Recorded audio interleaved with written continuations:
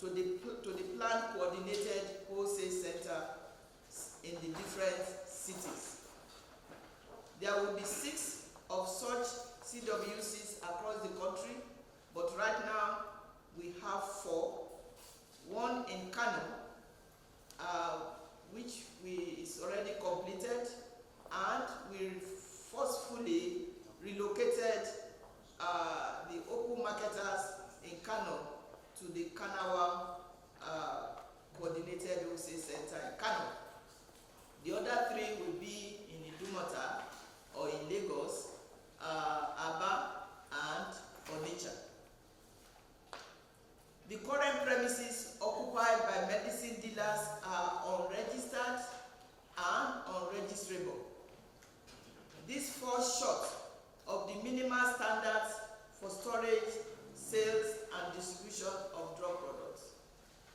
The 6 consignments of banned, expired, unregistered, substandard falsified medical products will be destroyed simultaneously, publicly, in each of these locations after the exercise.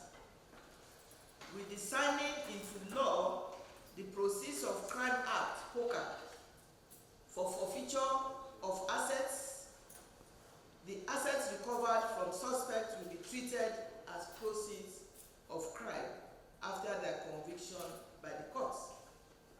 We use this opportunity to call on the National Assembly to expedite the amendment of the NAFDAC Act N1-NFN 2004 and the Counterfeit and Fake Drugs and Unwholesome Processed Foods C-34 Act to include life sentence and death penalty in the penalties for crimes committed under these acts. This exercise that we are doing is purely an enforcement operation to protect the public and rid our country of falsified and substandard medical products. Thank you very much.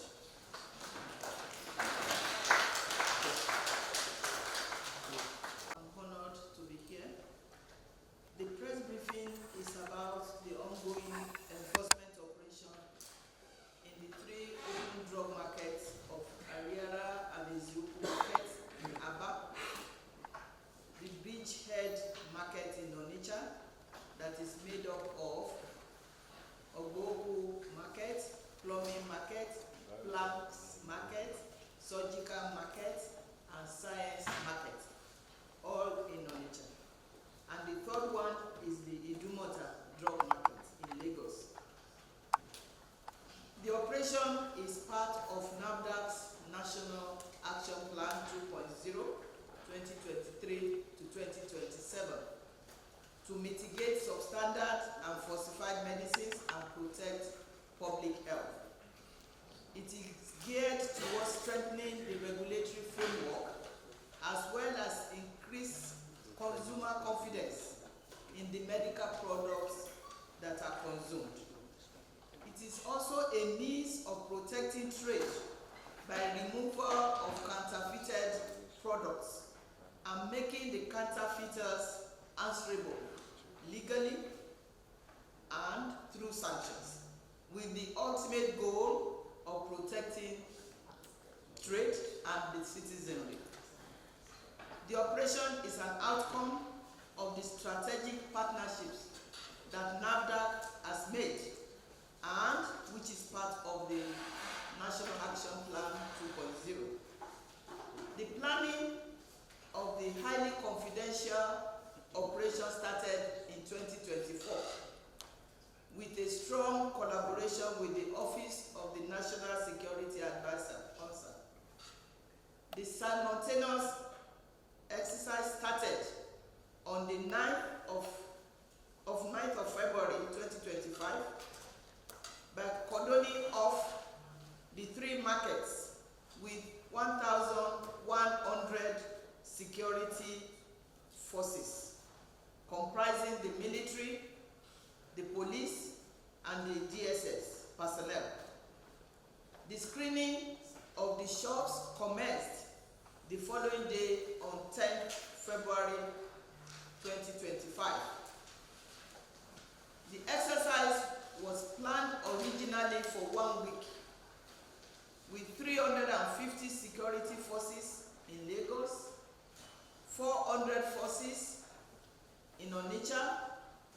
and 350 forces in Abia with their accompanying vehicles and equipment. This large number of security personnel were deployed because of the perceived volatility of these locations and to control any violence or resistance that may arise during the exercise. The NSA duly informed the respective governors to ensure a buy-in.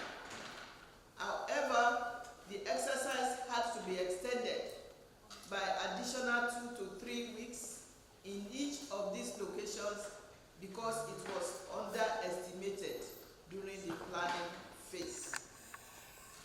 The teams in each of these locations commenced by holding a meeting with the members of the executives of the market union in each of these markets on the need to cooperate with enforcement officers from NAFDAC and Pharmacy Council of Nigeria, our sister agency that is also in charge of site license and practitioner license. The modus operandi and the protocols for the screening was communicated to the market executives. Part of the protocol is that any shop screened will be sealed with NAFDAC hold label and padlocked wherever there is offending product or non-NAFDAC regulated product. The executives were also directed to inform the owners to be available to open their shops when the enforcement team arrives at the location of their shops. The executives, market executives, in addition, constituted themselves into teams to work with NAFDAC and PCN teams to witness and record the activities in each shop or packing store or warehouse. Any premise that the owner did not show up to open the shop or the packing shop was forced open in the presence of the market executives. In such cases, there were video recordings. The offending products were put on an inventory and letters of invitation which were signed and collected by the union executive for the shop owner for further investigation were thereafter issued.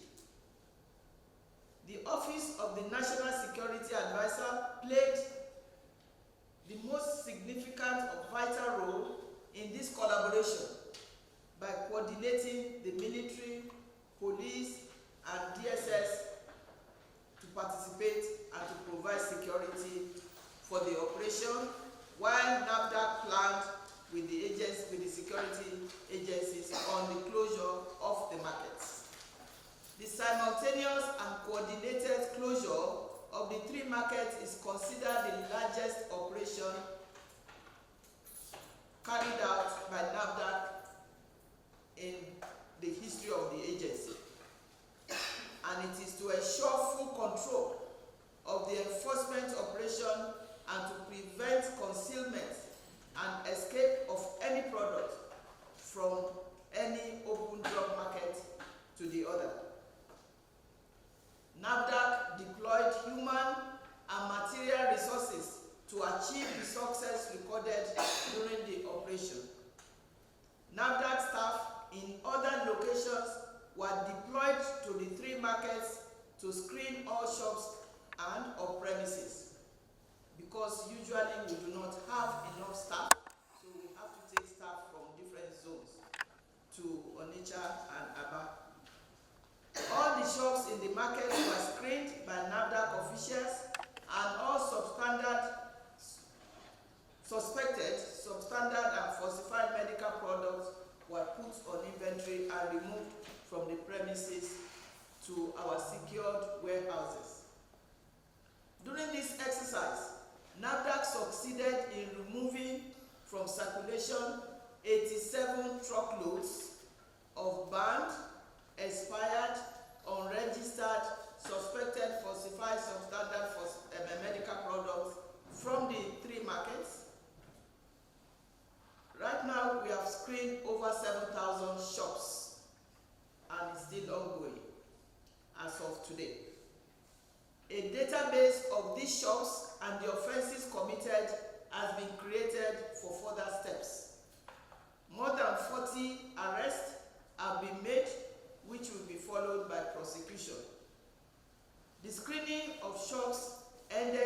Tuesday this week, February 25, in Idumota and Abia. For the remaining period of the exercise, shops that have non-violative or non-NAFDAC regulated products are being reopened, while owners of such shops are being asked to sign undertakings that they agree to relocate to designated, coordinated wholesale center once such center is completed. Meanwhile, the operation continues in Onitsha. We are about 50% done in Onitsha Head Bridge. So it will be until next week, when similar process of opening the shops to non-violative shop owners and charging the violative ones accordingly will commence.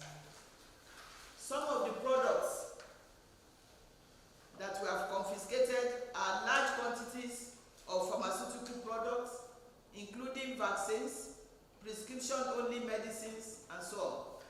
These products were discovered stacked in toilets, under staircase, and rooftop at very high temperatures, without consideration for cold chain storage requirements.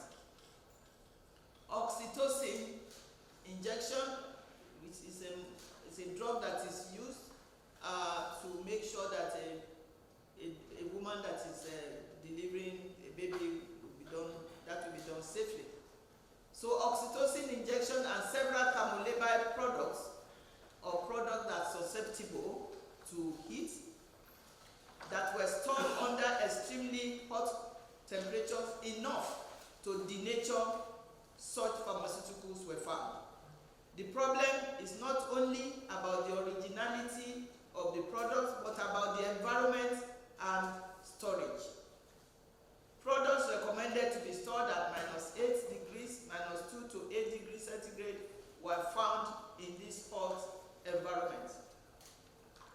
Large quantities of controlled drugs, such as tafradol, recently banned in India after BBC undercover exposure of the company manufacturing and exporting various illicit drugs to Africa, including Nigeria, were found. This drug combination has not been licensed anywhere in the world and outrightly banned for use in the European Union. Tramadol, flunitrazepam or rofinol, nitrazepam, and diazepam that have been fueling insecurity in the country were found in all the markets. The volume of narcotics and controlled substances seized from each of these locations are enough to destabilize the country security-wise. Large quantities of donated antiretroviral drugs, expired female and male condoms by USAID, UNFPA were also found. Huge quantities of banned, unregistered, expired products found in the plumbing and wood plank sections of the head bridge in Onitsha. Warehouses filled to the brim with such drugs listed above without windows, and where temperature could be as high as 40 degrees centigrade, a high potential for chemical degradation of the products into less effective and toxic degradants were also found. What is the way forward? After the operation, NAFDAC and Pharmacy Council of Nigeria, PCN, plan the relocation of these markets with much. I will start with your question about whistle blowing. We have informants in the community. We don't have enough. But we don't have a structured whistleblower within the agency. Actually, we do. Yes, freedom of information. Yes, we are part and parcel of that, even within the agency. But in terms of enforcement, we have informants. And our own enforcement directorate has been given a la carte allocation in terms of how to use the money when informants would want to tell them something. 3 years ago, we got an information about the plumbing section of the Onitsha bridgehead. We have a squad of police because NAFDAC is also the center, the head of a federal task force. So we have a squad of police. Some of them went with us to Onitsha bridgehead. They narrowly missed death. With police, about 6 months ago, a team of our inspectors went to the market and they beat them. One was bleeding so profusely. So, in terms of whistleblowing, yes, it comes with a lot of risks. And that is part of what many people don't understand about our work. We don't have 9 to 5 business schedule in terms of work. It can extend to 10. The inspector at the port can call me at 12:30 a.m., 1 a.m. We are at the port. We are trying to track a vehicle that is trying to fly out. People don't understand the threats that we face. But with the whistleblowing also comes a lot of risks. But to answer your question, yes, we have whistleblowers, we have informants. Within our own agency, we've signed the Freedom of Information Act. Anybody can say anything, if they have evidence. In terms of foreign inspection and corruption, when I got to NAFDAC in 2017, we had 3.2 billion naira debt. We had 500 million naira that was spent 2 months, before my resumption, between September or October and November. 500 million, it wasn't spent on capital. Because when I came, I said, did you build a house or building that you spend 500 million in 2 months? So it's about 3.7 billion naira debt when naira was still very strong. There was corruption. An executive came to my office for courtesy visit.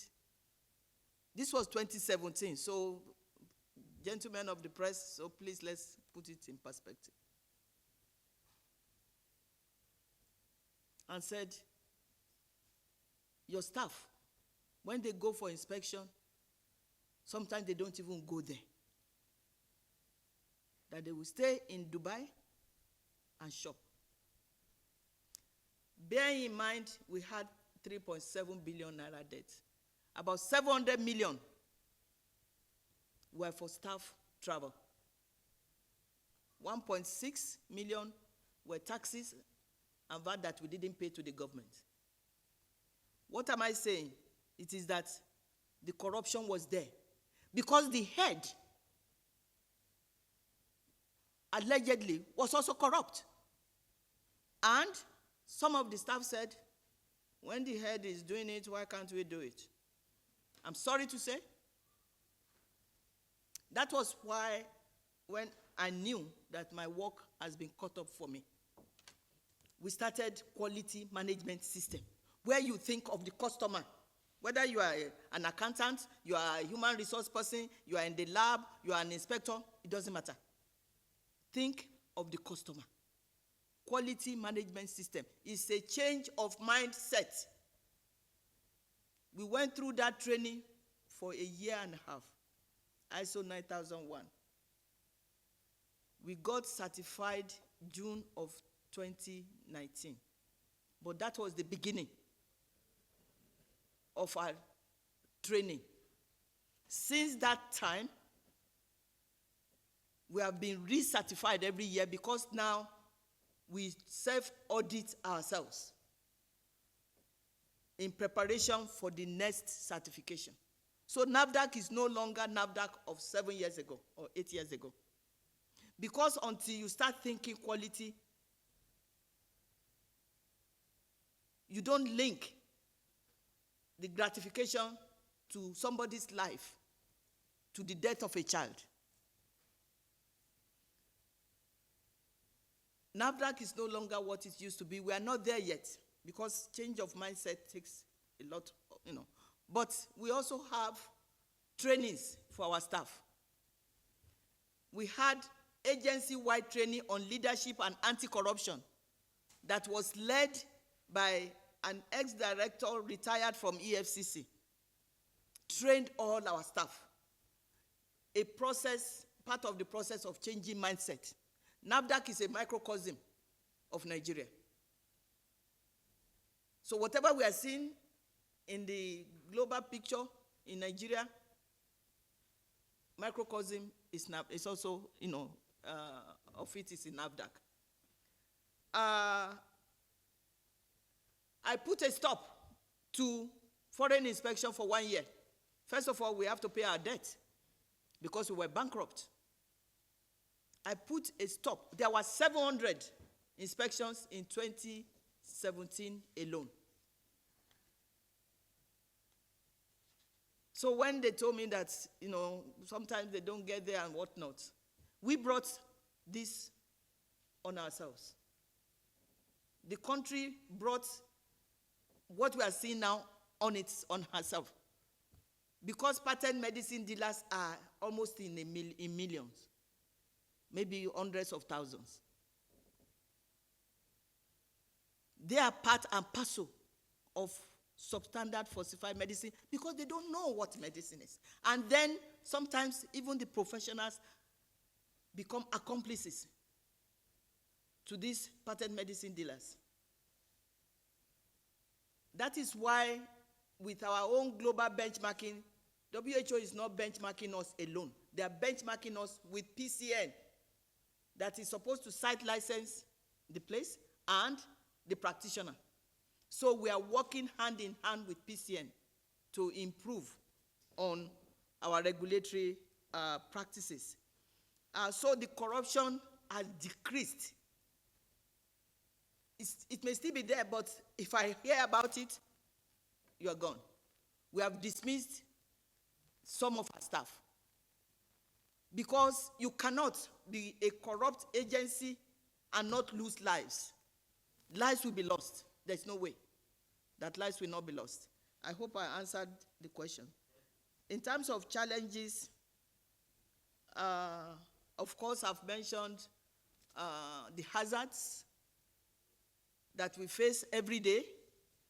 I told you about the attempted murder about 6 months ago. One of our staff in Kano, the child was kidnapped because the father was doing what he's supposed to do. Fortunately, the child escaped. So, for me, I have 2 police living in my house 24/7 in Abuja and Lagos. I would say I don't have life. I cannot go anywhere without police. To me, that is not my way of living. But I don't have a choice because we've got to save our country. We've got to save our country and not be fearful. But nonetheless, precautions are taken. I also use common sense.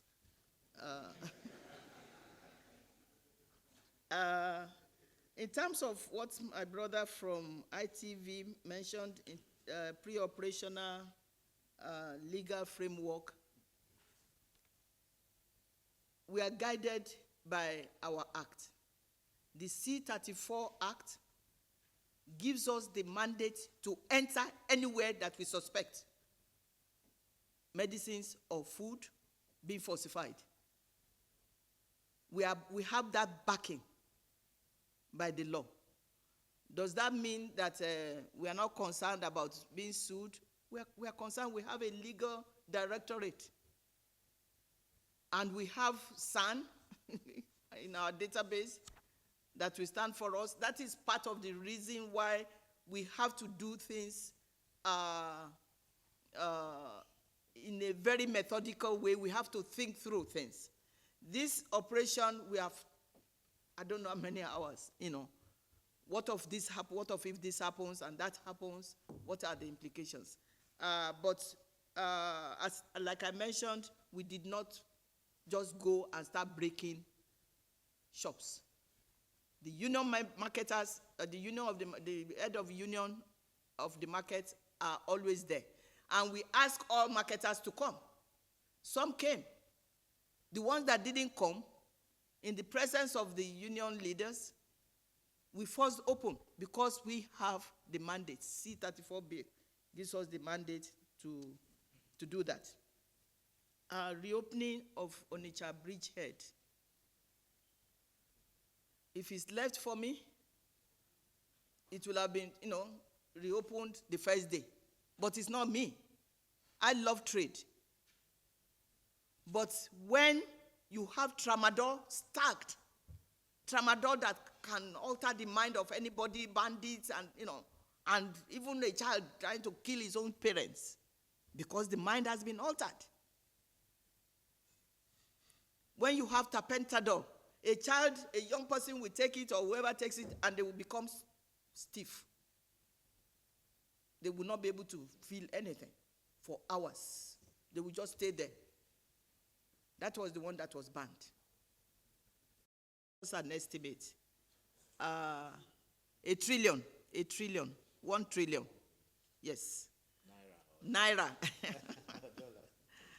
1 trillion naira. It may be an underestimation for now, but when we finish the operation, we'll have a good idea. In terms of entry of the drugs into our country, if we watch what Governor Soludo said, is that these drugs are not spirit.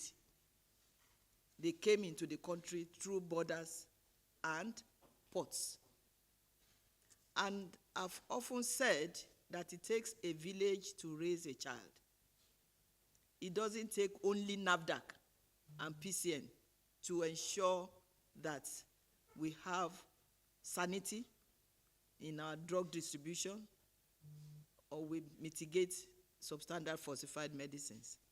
So this is part of the reason why we now have strategic partnerships with ONSA, National Security Advisors Office, with Customs, with NDLEA, even with our own sister agency, Pharmacy Council of Nigeria. And a product of this strategic partnership is what we are witnessing. I'm talking now almost every other day with the CG Customs. We have to put our heads together in terms of making sure that the health of our people is premium in whatever we are doing. I hope that answers the questions, In terms of linking of illicit drug to terrorism, when I resumed in NAFDAC 2017 November, my first 6 months were spent on running after tramadol. Because at that point in our history, NAFDAC was not at the ports. NAFDAC was removed from the ports from 2011 to May 16, 2018. So Nigeria became a haven for illicit drugs, unregistered drugs, because the agency that was mandated to control import exportation was removed for 7 years. Tramadol was being rained on us. literally being rained on us as a country. And that was when I went to NSA. But at that point also was the peak of suicide bombing in Nigeria, especially Abuja. And what the NSA found was that they tested the tissue of some of these suicide bombers and found tramadol there. Because what illicit drugs do is to alter the personality of the user. So their mind is completely altered. That's why they can tie bomb around themselves. So there is direct link between the abuse of drugs or use of illicit drugs to terrorism. That is part of the reason why the NSA decided to donate 1,100 forces for this particular operation. Pressure from political leaders.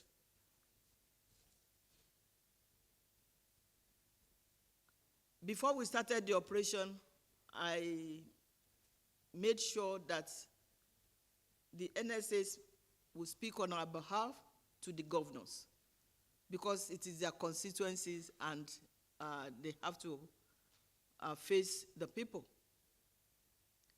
So the NSA contacted the governors, but I would say that I've been fortunate to have the three governors as cerebral, despite the fact that we are in their states to enforce.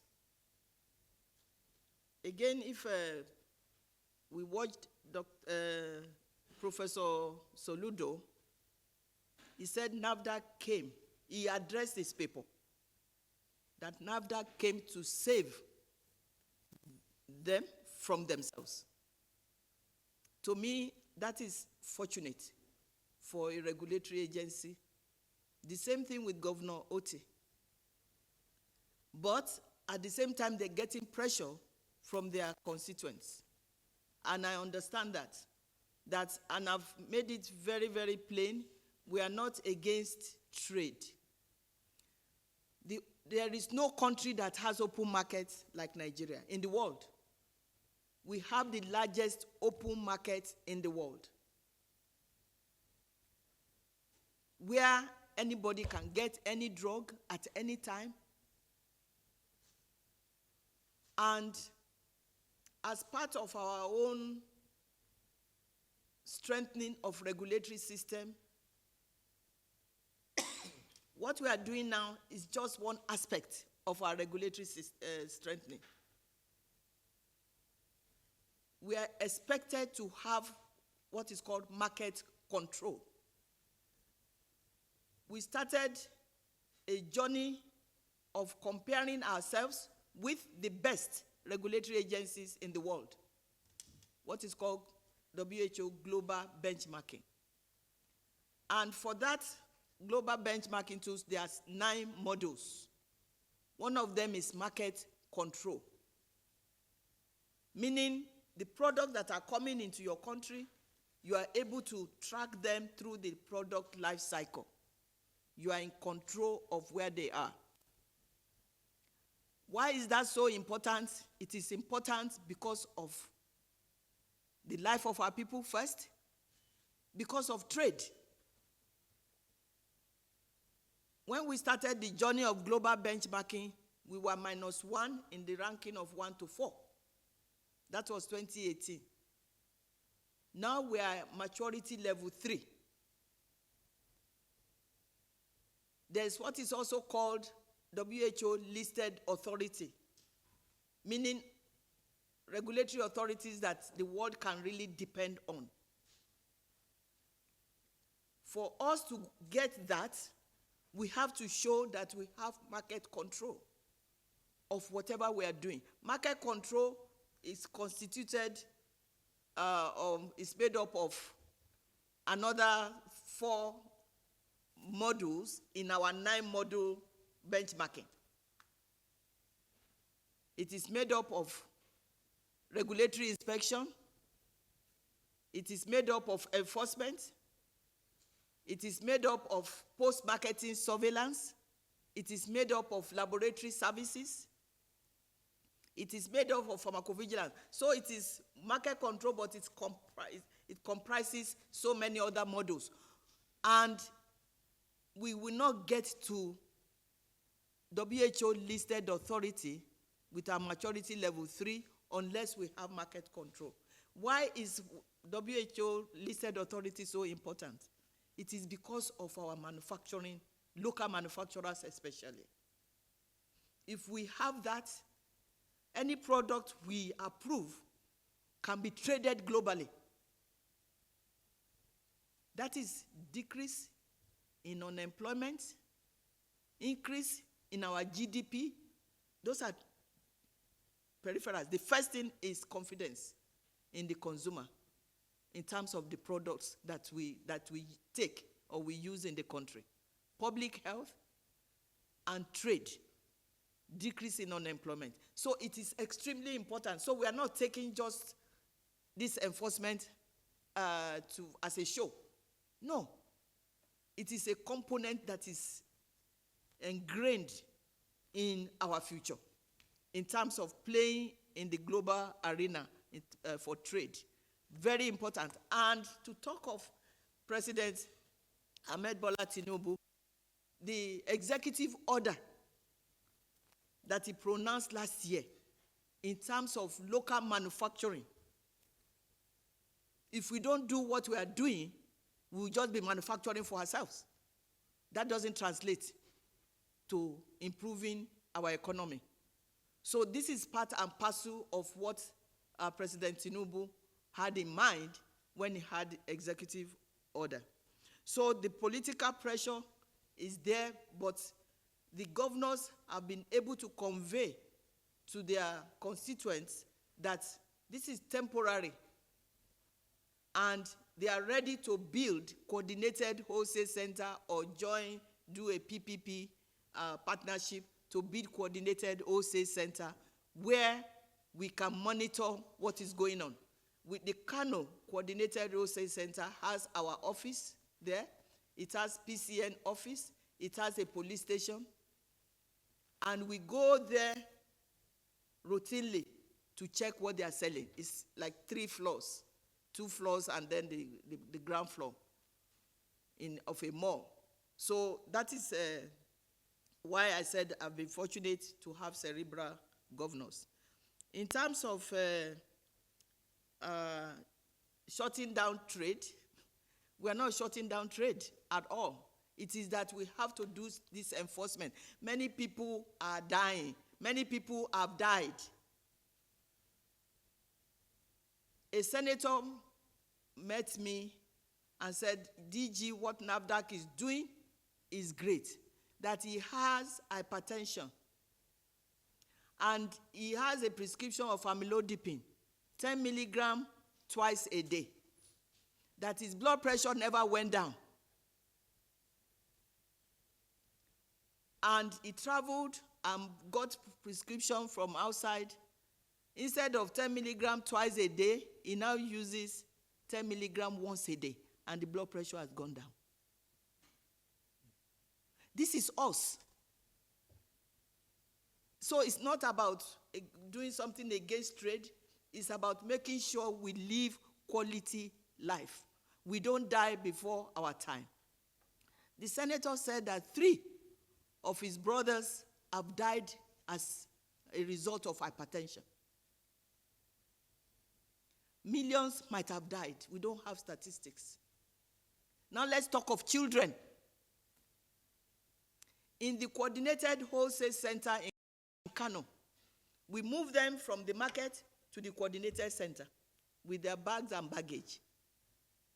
And we started doing monitoring. A report was sent to us that somebody sold a pediatric children's medicine for 13,000 naira. In the same coordinated center, somebody was selling it for 3,000. Why the discrepancy? So they reported this to us. We got samples. The one for 3,000 naira was smelling vanilla. As if it's powder, vanilla, something for baking cake, So we sent the samples to our lab in Kaduna. There was zero medicine in a product that a child is going to take. Anti-malaria, antibiotics. That child will just pass away. We don't need to shoot a child in the head before we kill a child, because that child cannot even talk, cannot express. You and I can express ourselves. This word drug is not working. The child cannot express himself or herself. That is why I'm in support of life imprisonment or death penalty, because it's murder. Many of people have been murdered deliberately, because these people intentionally decided to sell fake medicines to the masses. I have a classmate when I was at Nsukka whose brother is a doctor. And somebody came to detail medicine to this doctor in his clinic. He has a clinic. And somebody was not well, and he prescribed the medicine to the patient. The nurse went into the room to give the medicine to the patient. A relative was sitting by the patient. And the nurse wanted to give the patient, and the relative said, no, that medicine cannot be used. So the nurse went back to the doctor. And the doctor came in. Said, but you detailed this to me. We were surprised to even see him as a visitor. You detailed this to me, why not? He said, no, others can use it, but not my relative. That is why we are doing what we are doing. We are not against trade.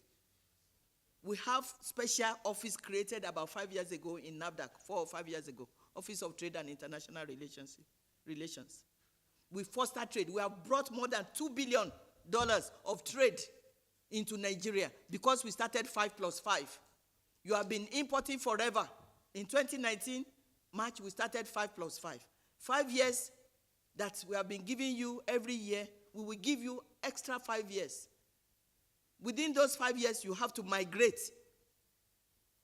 to local manufacturing or partner with a local manufacturer in form of contract manufacturing. Now we have about 34 new companies in Nigeria, and 66 that we have given approval to that are in process of reconstruction or having new addition to their previous facilities. So we have brought trade into the country, investment into the country, because our emphasis is on local manufacturing. We cannot be depending on import every time. Pandemic taught us a lesson. Changing government in the US is teaching us a lesson. We've got to wake up and know that this is not about fighting against trade. It is about protecting life, and that we are actually for trade. Thank you very much. The second part of the question. It is the private sector.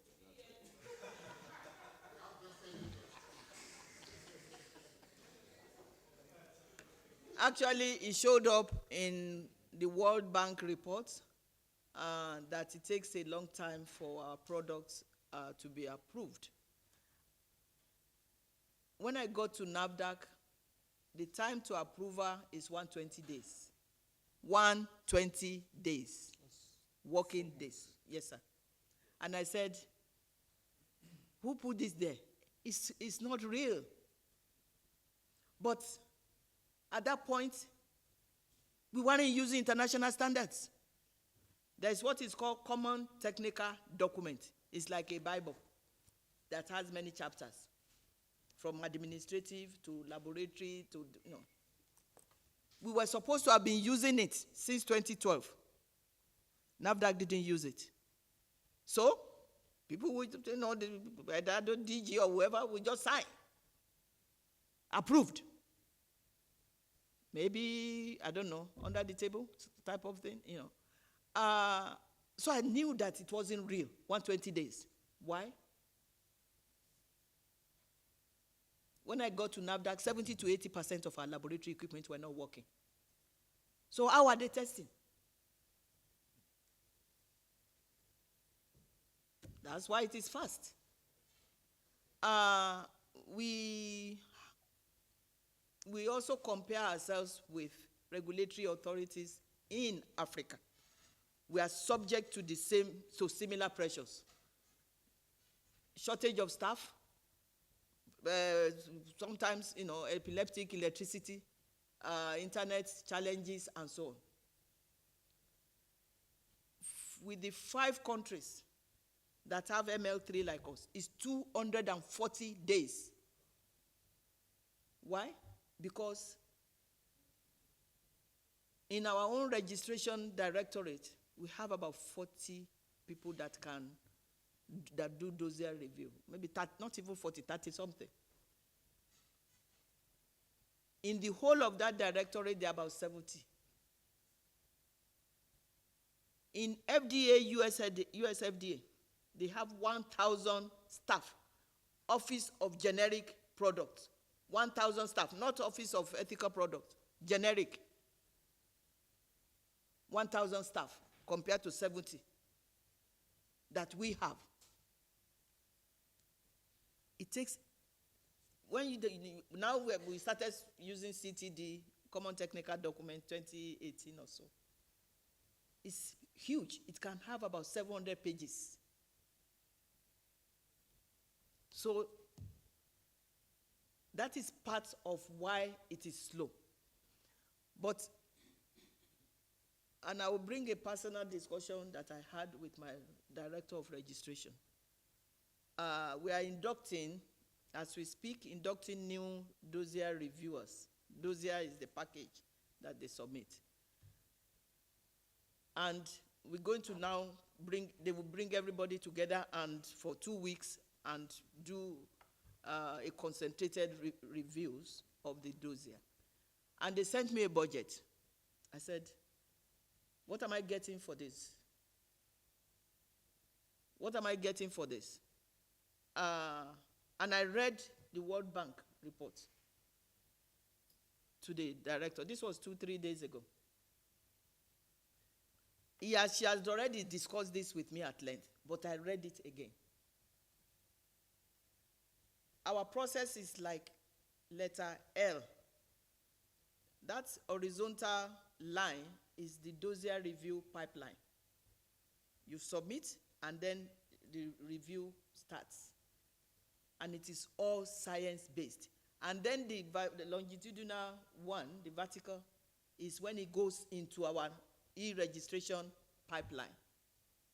After we have done the L part, the horizontal part, the dossier review, and it goes to that vertical pipeline towards approval,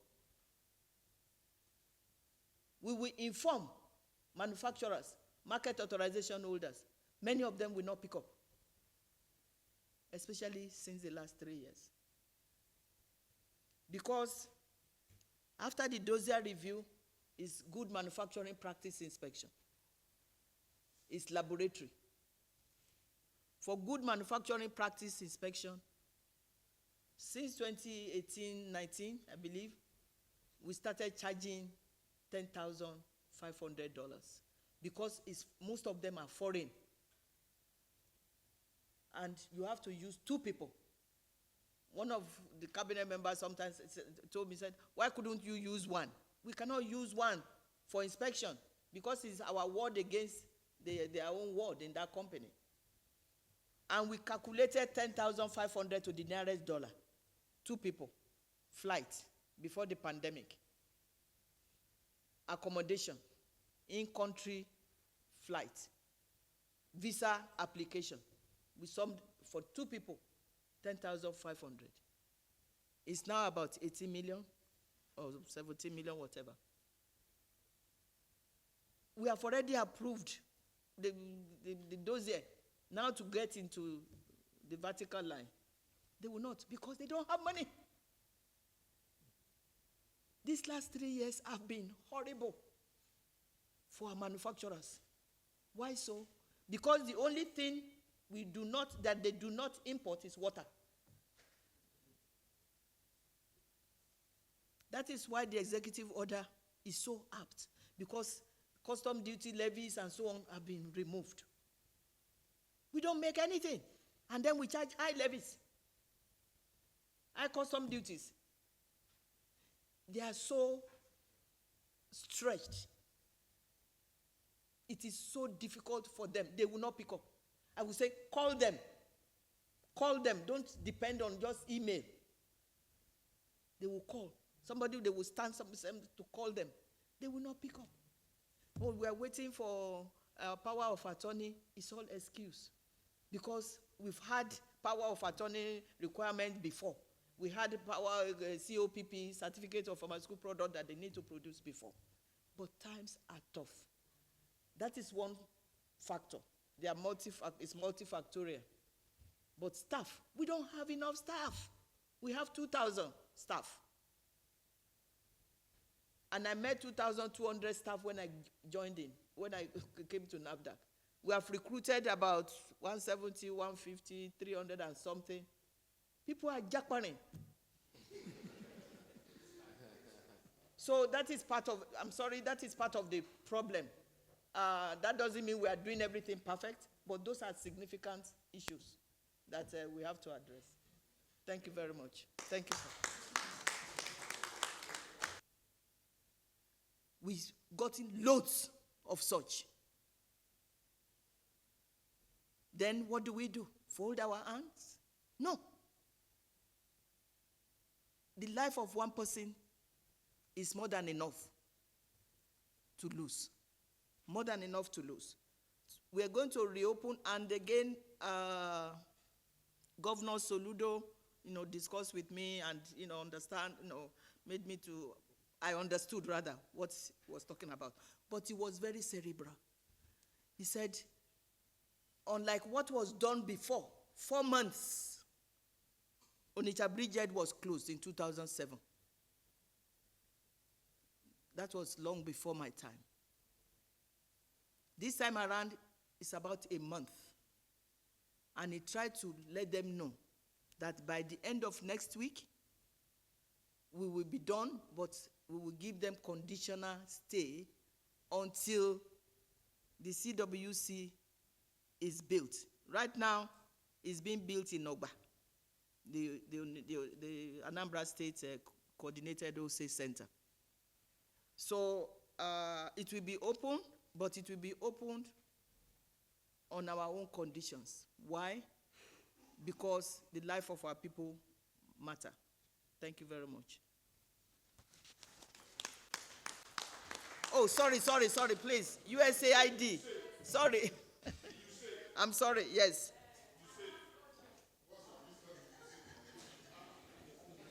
Sorry, yes.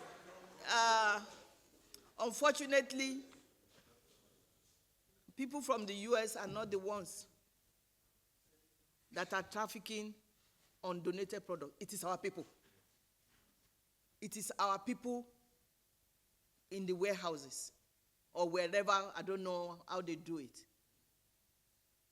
Somebody went to Wuse and found bed nets being sold with USAID there. So this one is because of our own people. But the deterrent has to be there. The deterrent has to be there. That's why we need to work with our legislative arm to ensure that the deterrent is stiff, so that people will think in terms of falsification, diversion, infiltration, or whatever, of what is not supposed to be outside. How they got there, I don't know, but we have seen that happening. It's unfortunate that it has happened. Business Day, amendment and relevance, yes, to what is happening. I said it takes a village to raise a child. it takes executive, legislative, judiciary to make this happen. If somebody, not if, there was a case of somebody trafficking in Tramadol and they sentenced the person to 5 years or 250,000 naira. What is that? So the legislative has to come alongside with us.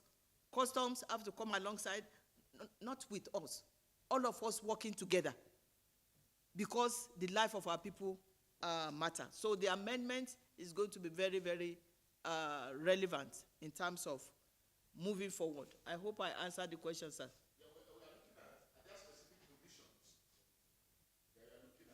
Provision in the amendment? Yes. Sentencing. I mentioned that in my speech. Life death, life imprisonment, death penalty, poker, proceeds of crime. You are operating in a big house. That house will be sold, and the money will go to the government. That is, those are the deterrents that are in place, or that we want to strengthen. Thank you very much. Thank you, sir.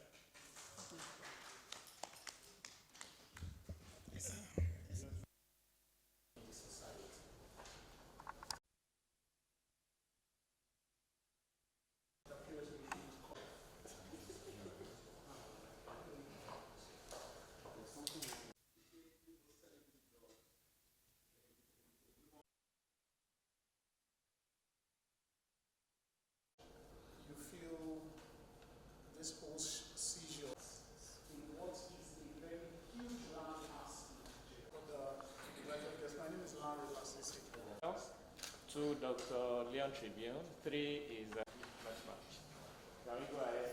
Yes, please. Financials of NAFDAC. The one that people see. Undoubtedly, you were a word that she was going to make it.